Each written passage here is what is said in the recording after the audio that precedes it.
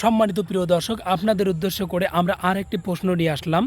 আমরা হুজুরকে জিজ্ঞাসা করব, দেখি হুজুর আমাদের প্রশ্ন উত্তর দিতে পারে কি পারে না।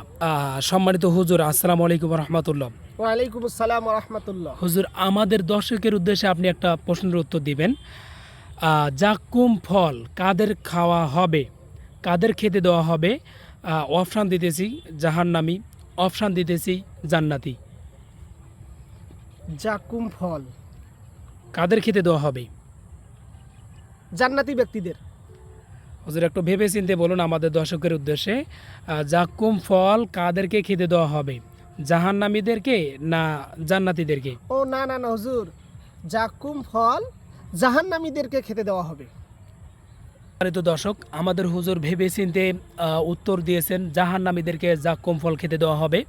এবার আপনাদের কাছে আমি প্রশ্নটা ছেড়ে দিলাম, জাক্কুম ফল কাদেরকে খেতে দেওয়া হবে? হুজুর যদি সঠিক উত্তর দিয়ে থাকে অবশ্যই কমেন্ট করবেন, আর যদি হুজুর ভুল উত্তর দিয়ে থাকে তাও কমেন্ট করবেন। ধন্যবাদ।